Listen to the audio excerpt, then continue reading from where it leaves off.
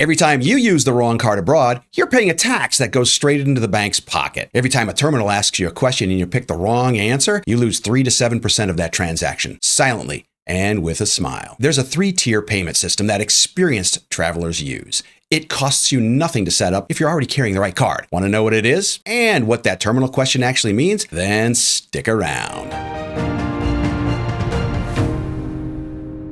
Most of us have never thought about our payment setup before an international trip. We grab the card we use for everything, throw a little cash in the travel wallet, and then we figure we'll sort it all out when we get there. I get it. I've done exactly that. And I'm going to be honest, for a long time, I didn't even think there was much to sort out. I mean, my cards just worked. The ATM gave me money. Well, what was I missing out on? Well, as it turns out, quite a bit. There are 3 quiet forces working against you at every terminal and every ATM abroad: foreign transaction fees, dynamic currency conversion, and using the wrong kind of card in an ATM. Each one of these is easy to avoid. None of them are explained to you anywhere along the way. And that's what this episode is for. We're going to build your complete 3-tier payment strategy: a primary card, a backup card, and a local cash plan that covers every scenario you're likely to encounter when abroad. We're going to get into cards, terminals, ATMs, airport currency booths, and there's a piece toward the end of this episode that I especially don't want you to miss out on. So stay with me on this one. We're going to do all of this with the rigor of someone who's spent 20 plus years deciding on what goes on a shelf and what gets left at the dock. Because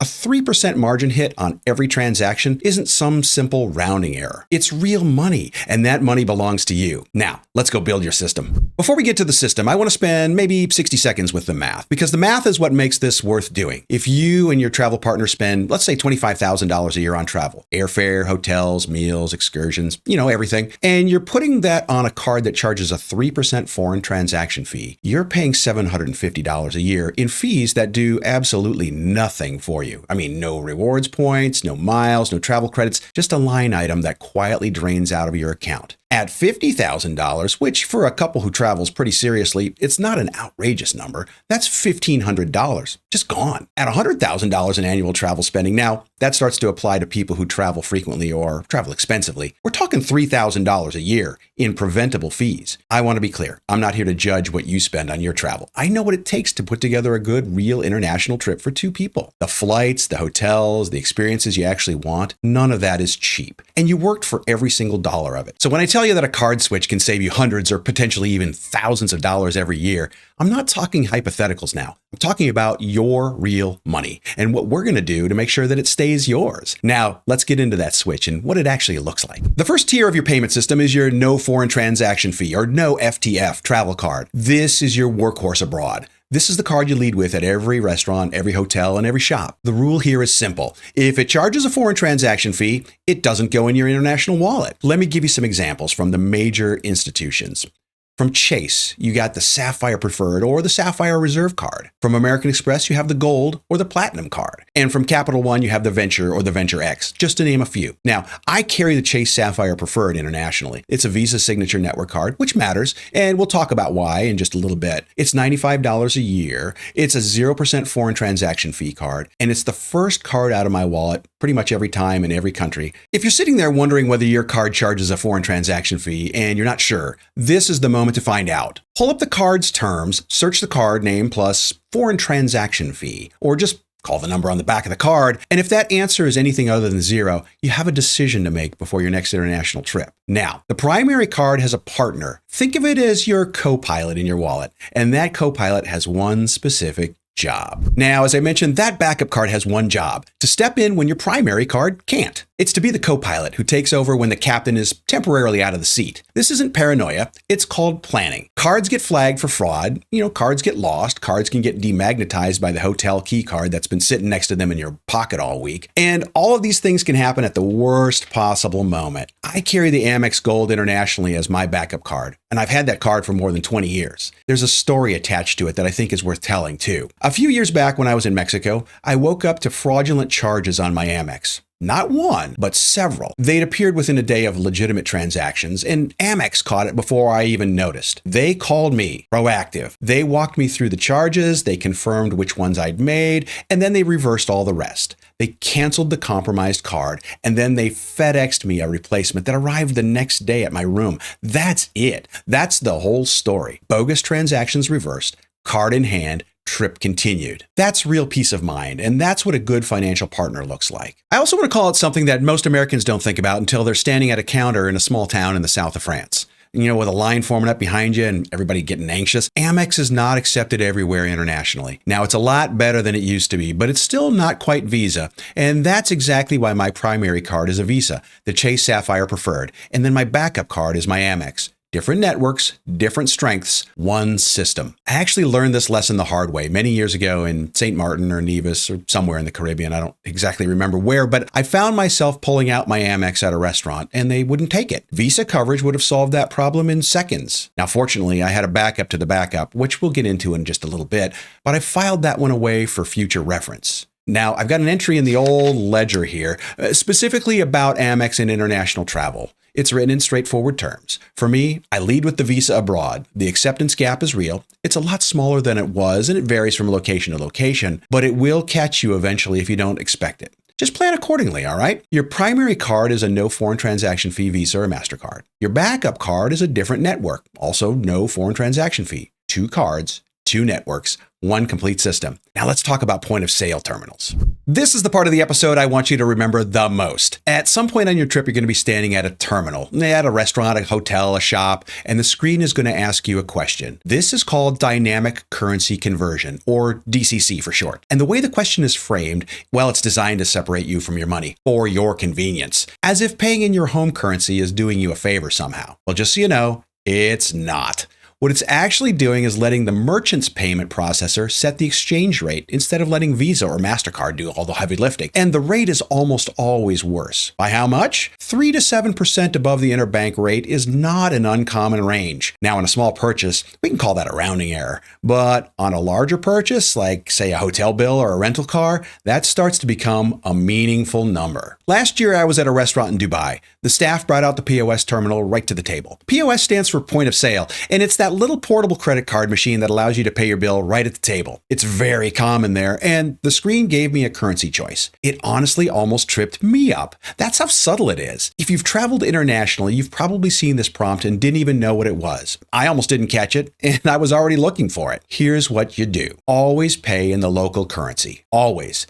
The answer to, would you like to pay in US dollars? It's no. Pay in the local currency every single time. 5 seconds, that's the decision. One more thing. DCC and a foreign transaction fee, they can stack. So if you're paying in US dollars on a card with a 3% foreign transaction fee, you can be looking at a combined hit of somewhere in the neighborhood of 10% of the entire transaction value. No, that's not a misprint. Now you know what the question means. And now you know how to answer it. Before we get into the next tier, I want to take just a few seconds. If this episode is doing what it's supposed to do, then you're going to leave today with a payment system that took me 20 years of international travel to figure out, all compressed into about a 12-minute segment just for you. Now, if that's the kind of thinking you find useful, consider subscribing and hit the like button just for good measure. It means I can keep bringing you new episodes straight to you here on YouTube, and it also tells the YouTube algorithm that what we're doing here is worth showing to more people just like you. Okay, let's get back into it. I want to be candid with you about something before we talk about cash. Foreign currency can be disorienting. I don't care how many trips you've taken.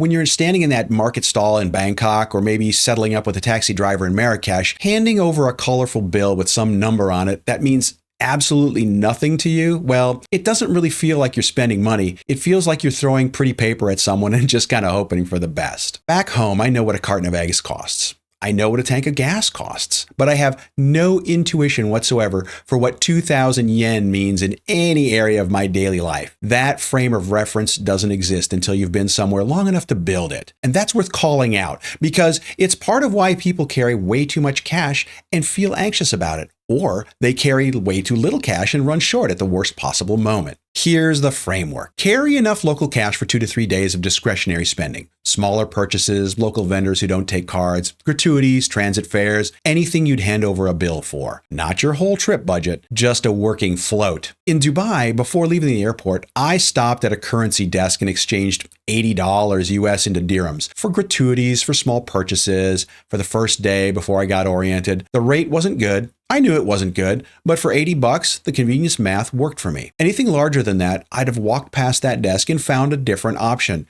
context matters. Speaking of options, let's talk about where you actually get that cash. The worst place to exchange currency is at that airport booth, like I did. It simply exists because they know they've got captive travelers that'll pay it. The rate is bad. The fee structure is designed around the fact that you have no alternatives. Even the ATM inside the same airport terminal is almost always a better option. The best option, if you've planned ahead, which you now will, is a debit card with a worldwide ATM fee reimbursement. The two financial institutions that consistently lead on this area are the Fidelity Cash Management Account and the Charles Schwab Investor Checking Account. Both offer unlimited worldwide ATM fee reimbursement. Both have zero foreign transaction fees. Both have no monthly fees and no minimum balances. My personal recommendation is the Fidelity CMA, only because I've worked with Fidelity more than I have with Schwab. But again, both are great options. Fidelity will reimburse your ATM fees the same day in most cases. With Schwab, they reimburse you monthly. But again, both are excellent. Fidelity is just where I'm more comfortable. One more thing that's non-negotiable. Do not use a credit card at an ATM abroad, ever. Not even your no foreign transaction fee travel card. The moment a credit card is used for a cash advance when you're abroad,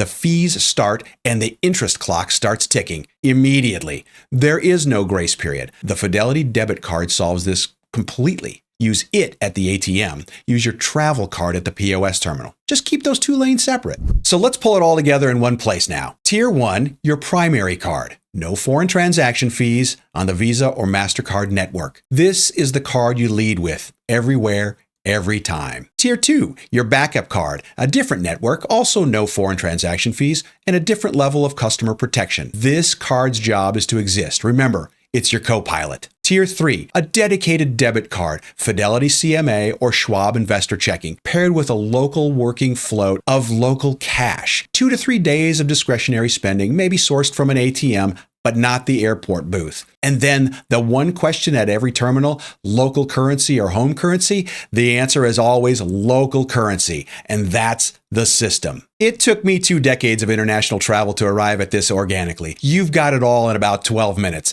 And the thing I keep coming back to is how close this is to what a good retail merchant does with supplier terms. You never let the supplier set the terms. You negotiate your own rate. You control your own margins. You know what you're paying for before the commitment to buy anything. The DCC prompt is the supplier offering to simplify things for you. And remember, that simplification costs you money every single time. One last thing before we close today. If you have Apple Pay or Google Pay or any of the contactless payments set up on your phone, use it wherever it's accepted. Contactless payments can pull from your primary card, so you still get the no foreign transaction fee benefit. But they add a layer of security. Your actual card number is never transmitted. And in a destination like Dubai, where contactless acceptance has reached near universal levels, you might go days without ever handing anyone a physical card. That's not a trend. That's where things are going. It's more safe. It's more secure. Get it set up before you leave. If you want to go deeper on the Chase Sapphire Preferred, how the points actually work, how the portal stacks up,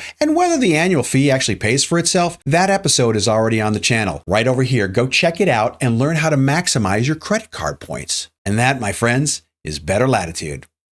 We'll see you over there.